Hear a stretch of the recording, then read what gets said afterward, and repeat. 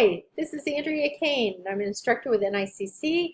I'm here to do a syllabus review with you on comparative records, HIT 340, and this is fall of 2020. My purpose behind the syllabus recording is because we will not be meeting face-to-face. This is an entirely online course, and this is my opportunity to go through the syllabus with you, set down some expectations, also give you a chance to see some expectations you may have for me, and us just to communicate and establish relationship through all of this. So that is the purpose behind this video and asking you to review it. This is a 2-credit-hour course. It is all lecture. Sorry about that. I will try and make it interesting as we go along and as interactive as I can. Below is my instructor information, and you have access to the syllabus. If you go into Brightspace and go to content and then course materials, you have access to this syllabus, which you can print off. It's a PDF formatted document, and then also the course guide. Those are both there. So help yourself. Anyway, my instructor information is here. I do have an office in Kalmar, but I won't be there this semester. The best way to get a hold of me is through email. I have Zoom office hours Mondays and Wednesdays 2 to 4 and Thursdays from 6 to 8 in the evening. This is my Zoom number, but if you want to meet with me by Zoom, the best way to do that is shoot me an email and I will shoot you back a Zoom invitation, and that way you can either call in by phone or you can Zoom me using a tablet or computer. I have an iPhone, and in some extreme circumstances, sometimes it has worked better for students to FaceTime me with their iPhone and my iPhone rather than do Zoom, and I am open to that. So if that's a need, we can work on that. But otherwise, usually Zoom is the best way. And again, the best way to contact me is by email. I check that several times a day, even on weekends, even on holidays. So I try and be as quick to respond to you as I possibly can. All right, what about this course? What's the purpose behind it? Well, we're looking at comparative health settings in terms of delivery of healthcare services. We'll talk about the regulatory guidelines for licensure and accreditation. Oh, mercy, I have been through a lot of licensure and accreditation surveys, so that is something I understand real world real well. This course explores the documentation requirements for records and data sources that are utilized for assessment and reimbursement of services. And then we'll talk about common clinical terminologies and data sets that are used in healthcare. All right, you need to be thinking about critical thinking, because that is our common learning outcome that will be assessed. We want to critically think. That means we don't want to just be told things. We want to research them ourselves and come up with our own perspectives. And that's one of the things I hope you come away with, is that I want to teach you and I want to give you information, but most of all, I want you to decide for yourself. I want you to make up your own mind. I want you to go out and do a little bit more research. I want you to really synthesize the data and the studies and come up with what it is you really think. You are smart, you are here, and there is so much for all of us to learn. I don't know it all, and I don't even pretend to, but I do have a lot of experiences that I want to bring to the table, and we've got a great textbook in this comparative health information management. This is our textbook for the semester, for this course. And so, and then of course we'll be utilizing some other things as well, but that's your only textbook. All right, so we want to learn to think, we want to investigate, we want to be curious. We're going to understand health record documentation requirements and look at how that impacts delivery of care. So we have educational learning outcomes, and then we have unit objectives. And these are things that we want you to walk away with. We want you to be able to identify, provide, list, identify, describe, verify, state, describe. And it goes through this for all the different units that we're going to focus on. So you can see what those are.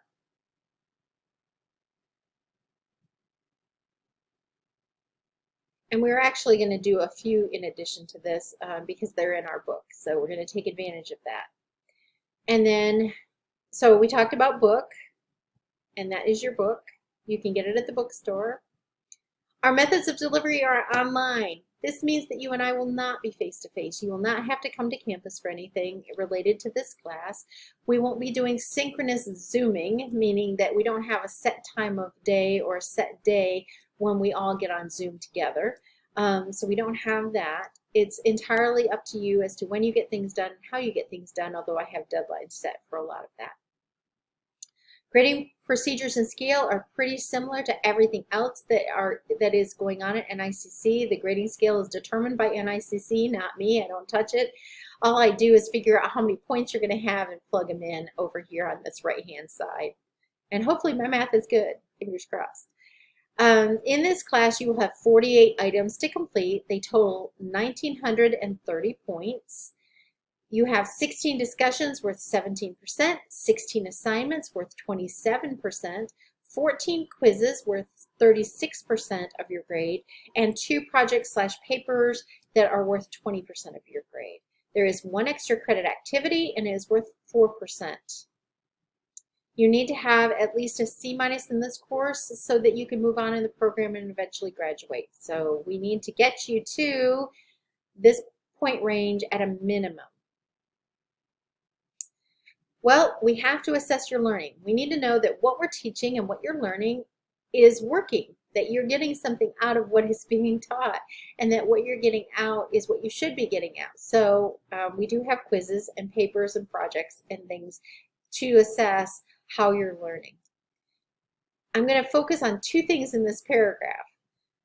Please do not start a quiz unless you are ready to finish it. If you only have 30 minutes and you're not sure you can get that quiz done, or you're overly optimistic and you think, I can get that done in 20 minutes. Please do not start the quiz, because if you hop off or if your internet connection goes down and you're in the middle of that quiz or toward the end of that quiz, any questions you did not answer, Brightspace will mark as zeros and you could potentially fail. And you'll definitely get a far worse grade on the quiz than what you wanted, I'm sure. So please don't start a quiz unless you know you've got the time to finish it, and because you only get 1 shot. That's the other thing. You only get 1 shot. So make sure that you use your 1 shot to its best advantage. Then the second thing is it has to do with internet. Make sure your internet is stable. And I know that's a very difficult challenge right now as we're recovering from the winds and the storms that we had last week. And so many people lost internet and connectivity, not to mention other damage. So please just make sure that to the best of your ability that your internet is stable and that you have the time to really complete the quiz so that you don't rush through it, or even worse, Brightspace marks you off. All right, course calendar, that'll be at the end. We'll talk about that a little bit further. You have plenty of opportunities for feedbacks. Please make sure you give us your feedback, because that is one of the ways that we improve NICC, myself as an instructor, and the course. Because I take the feedback that comes and I go back and I modify the course for the next round of students to make sure that it's improved, that it's better. So your feedback matters and it makes a difference, because I do use that. I want my courses to be the best that they can possibly be for students. I mean, I still have some basic things that I have to put in there, but I want to try and really make this a valuable learning experience. And so I really appreciate feedback. And especially if it's honest and constructive, honest and helpful. All right, and assessments, we at NICC get assessed from several different agencies, organizations, and perspectives, and we assess you to prove that we are assessing you, and that when we get assessed, we can show them we have assessed you. So it's sort of a trickle-down effect. We get assessed, so you get assessed, so you get assessed, and we get assessed. It goes both ways. All right, attendance. This is an online class, so it's not like I can say, oh, you're here. I can see you. The way that I take attendance every week, I do it on Tuesdays for the prior week. And I look at, did you get on during the prior week, and did you get something done? Are your discussions being completed? Are your assignments being completed? That type of thing. I'm looking to see where you engaged. If something happens and you are not on for a week, don't be surprised if I shoot you an email to say, hey, are you okay? I'm honestly concerned. I don't want you to fall behind, and I also want to make sure that if you need something that NICC can provide, that we are right there to help you and assist you, because the goal is your success. One thing to know about academic or attendance and that sort of thing is if you let me know in advance, I can move that absent to an excuse, so that we can make sure that that's taken care of. Academic dishonesty. Oh, I really hate talking about this, and I hope that we never have to, you and I, sit down and talk about this. This first paragraph is really my perspective. When you choose to cheat or plagiarize, you undermine yourself in terms of professionalism, reputation, conscience, and integrity. Academic dishonesty is just not worth it. Choose to be honorable, do the right thing regardless of internal or external pressures, and you will never regret it. Please, let's not even go here. But having said that, I'm going to touch on a couple of points just to clarify, okay? You can go to the HIT handbook, and there is a section in there about academic dishonesty. There are a couple of ways that people stumble, trip, slide into academic dishonesty that they don't have to, but they do. And I want to bring those up just to make you aware of those. If you are going to use someone's direct quote, make sure you use quotation marks and a text citation. I would do both. I really would. And say, this is where you're getting it from. Please do not paraphrase without crediting the source. If you're going to paraphrase from somebody else or another source, make sure that you say, according to author XYZ in this resource, ABC. Please do not present someone else's ideas as your own without proper citation. I like to encourage students to talk about the class. I like to encourage them to email back and forth and really say, okay, here's what we're thinking about. Here's what we're doing. I think this, you think that. Oh, wait, after debating this back and forth, maybe my perspective has changed a little bit. Okay, not a problem. That's all good. But make sure that you properly cite that you could say, in a conversation with student XYZ, I gained the perspective of, and then talk about it. All right, so, next one. Submitting material developed by someone else as your own. There is a big industry out there, unfortunately, in the college world, and from what I understand, also inching into the high school world, where people can pay somebody else to write their papers for them. That is not good. Not good. As an instructor and as a college, we want your work. We want your thoughts, your research. We want to know what you think. We don't want to know what somebody who's been paid to do something thinks that isn't enrolled here at NICC. We want you. We value your perspective and your point of view and your writing style. We want those things. So please do not buy papers. And please do not if you work on a section of a paper with someone who's tutoring you or helping you or edit something with you, make sure that the final product that you put in your paper is in your own words and that it's you, it's your writing, it's not somebody else's. So those are ways that people get into trouble with academic dishonesty, and basically it all boils down to not being honest about where you got your thoughts. I'm going to skip through some of the rest of this stuff. You can read through it. I don't consider it cheating if students share notes from classroom activities, discussions, and or video recordings, or anything else, as long as it is appropriately cited as a resource that was used to develop your own ideas and complete your own work. So going back to all this information up here about plagiarism and academic dishonesty, it's really all about citing it as a resource that was used to develop your own ideas and complete your own work. That's what it's all about. If you have something that develops your own ideas or completes your own work or is a part of your own work, cite it. That's the rule. Better to cite it than not cite it. Late work. Okay, let's switch gears here. Late work. I hate late work. As an instructor, I really do. It makes things much more challenging for me. However, as a student, I understand it completely. I don't advocate it, but I understand it. When I was going through my master's program, I had a couple of significant life events that happened that really threw me behind. And at one point, I was, more papers behind than I care to admit, shall we say. And my professors were very gracious to me. They recognized that what was happening in my life had significant impact on my academic abilities at that point, and they gave me the time that I needed to complete those. And they were also merciful enough not to dock too many points off when I submitted them.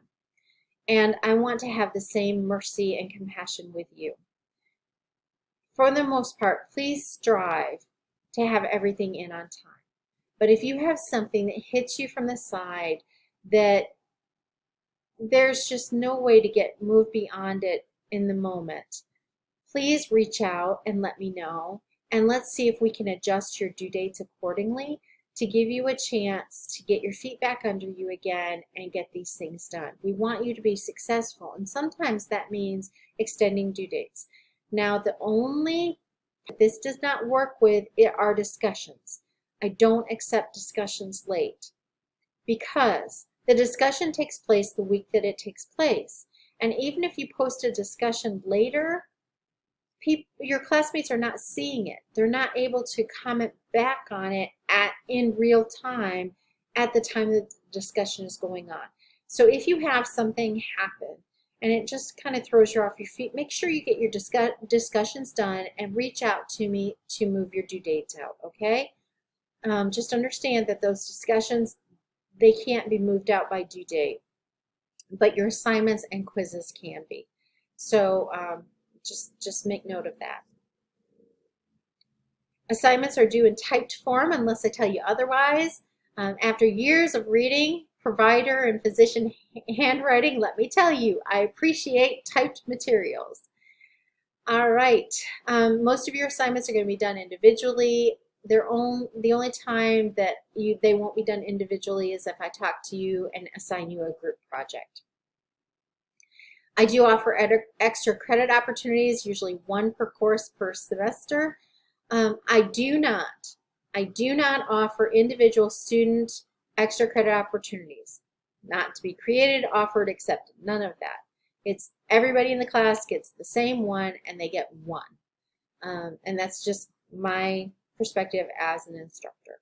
And I will not allow the use of extra credit points to regain points if you lost your points due to academic dishonesty. So that's the one time extra credit points would not be applied. Use of technology in the classroom, I just include this. It's in all of my syllabi, and it's just there in case something really strange should happen, you've got the information. Classroom conduct, I'm going to pause here for a minute and talk about behavior. Classes are a great place for all of us to hone our behavioral, our professional conduct and communication skills and demonstrate ideal behavior. We are all expected to be respectful when dealing with each other. We want to use polite language and appropriate tone of voice when communicating in person or online because that demonstrates respect. All right, that is important. Behavior is very important. Now let's talk real world here for a second. Has anyone ever sent a text and not checked it before you hit send, and autocorrect has changed one or more words in your communication, and it has changed it and given it a tone or a content you didn't want it to give? Anybody done that?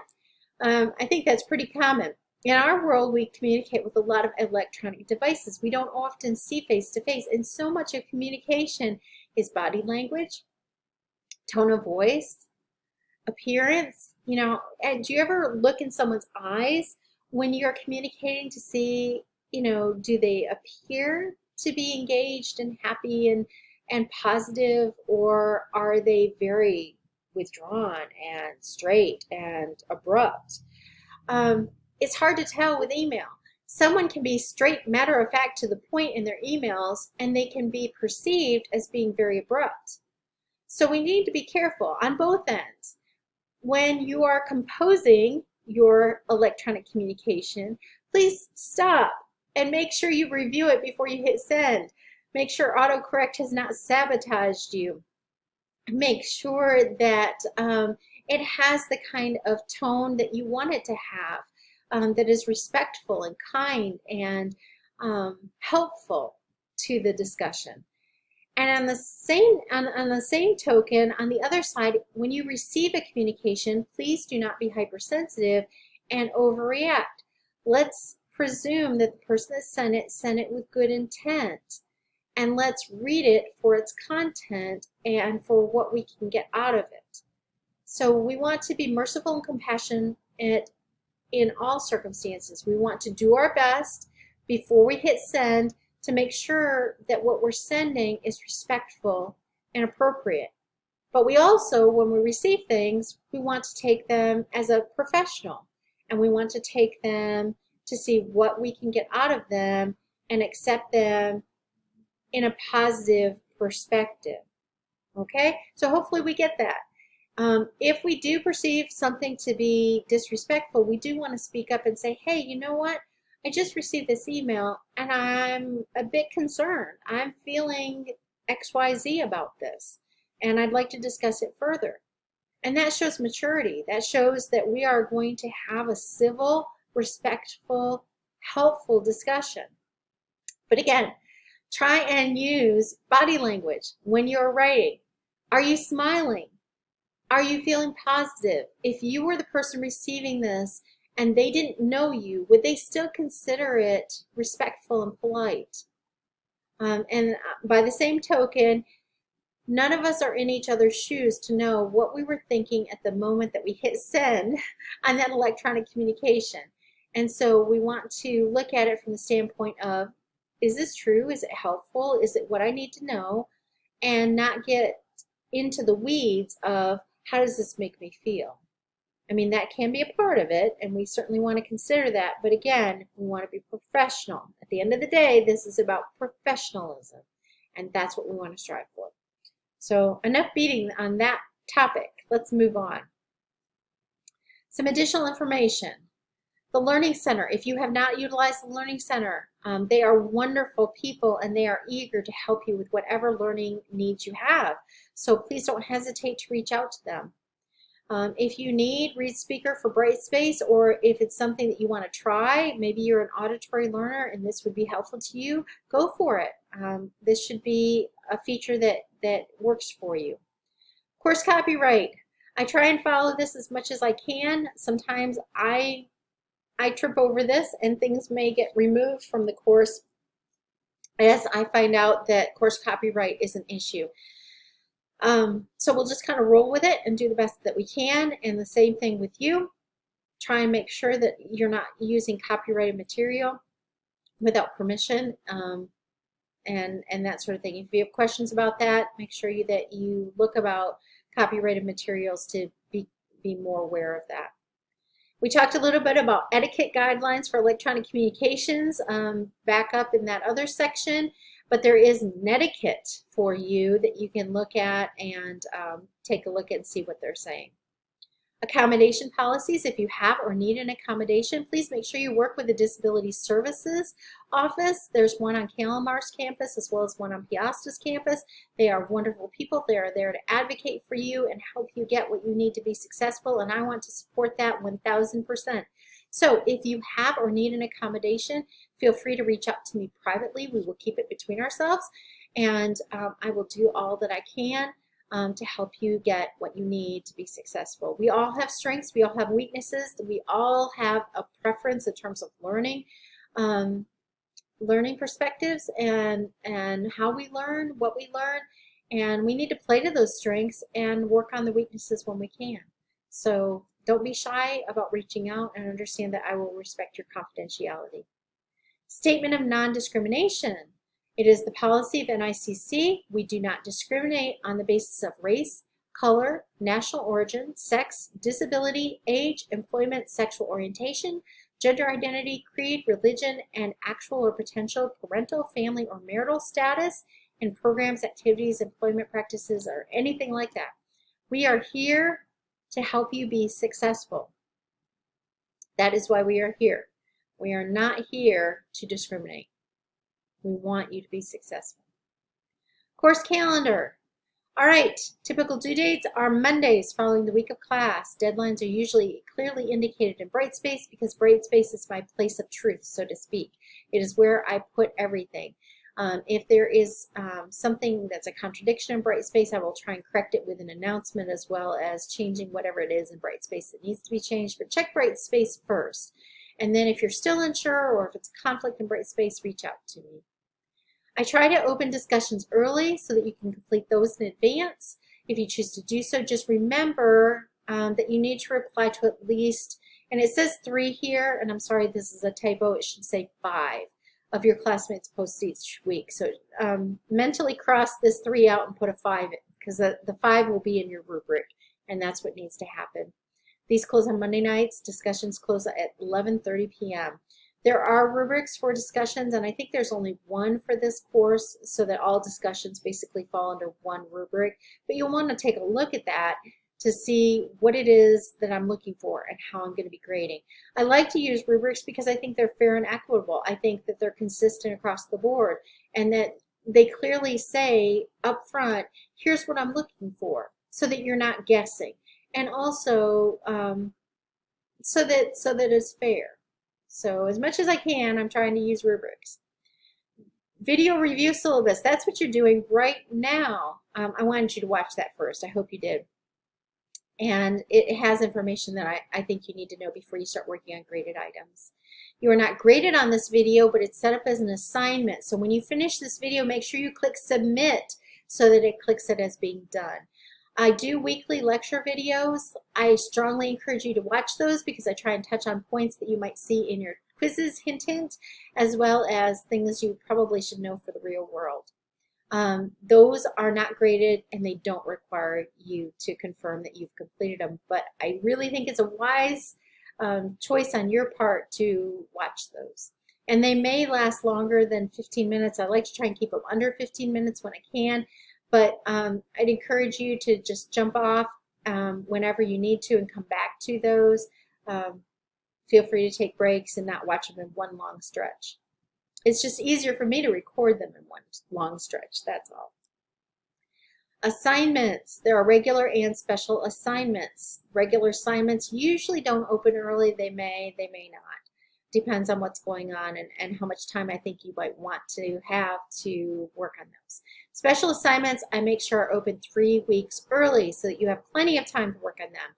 Assignments open on Tuesdays at 12:30 in the morning, and they close Monday nights at 11:30 in the evening.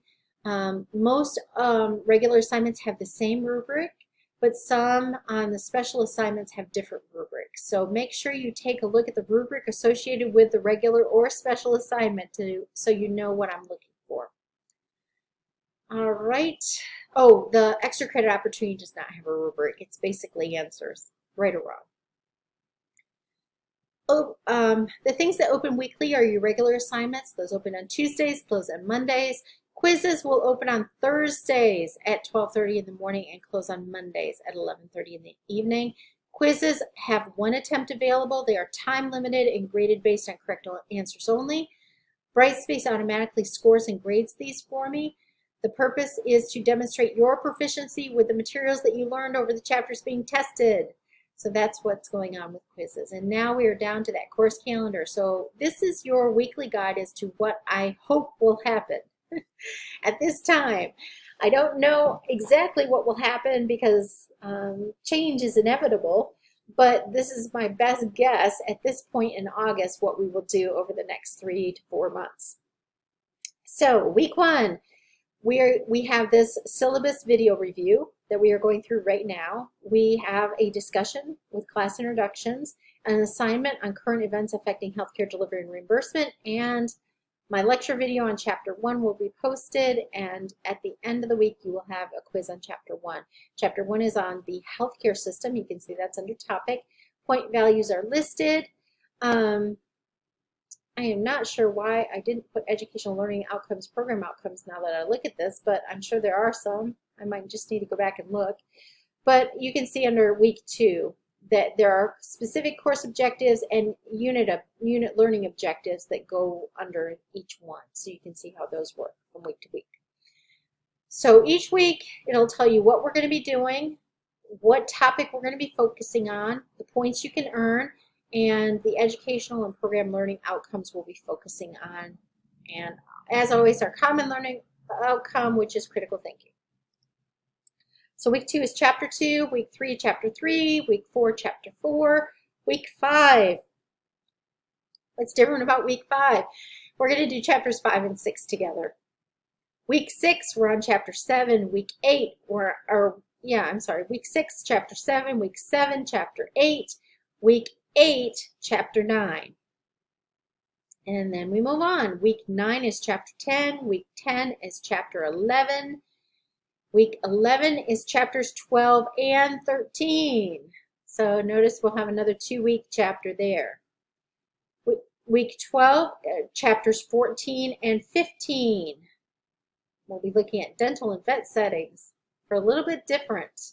And then week 13 are chapters 16 and 17. Week 14 is our Thanksgiving break. I went easy on you. You'll notice. I'm hoping you enjoy that with your family, friends, and loved ones. But I do recommend that you start working on your final project and or reflective paper. We'll be focusing on terminologies and classification systems weeks 14 and 15. And then week 16 is December. It's kind of funny to be talking about December when it's only August. But week 16, we really assess. That's your week of wrapping up and assessing and getting through all of that. The last couple of pages here on your syllabus have to do with what is required by AHEMA in the associate degree curriculum. We have in AHEMA different domains of things that we have to teach you. And they have the competencies they want you to come out of with and the Bloom's level that is required. And you're going to say, okay, what's Bloom's level? Why are you talking about Bloom's level? I'm talking about Bloom's taxonomy. These are the levels of learning that occur. There's remembering, understanding, applying, analyzing, evaluating, and creating. And those are the 6 taxonomy levels. And so here are the levels that AHEMA expects us to have, and these are the levels that you will have in this particular course and how we are going to meet these competencies through what is planned. Just gives you an idea of why we teach you what we teach you. So that is the syllabus. I will be back with more information, I'm sure, shortly.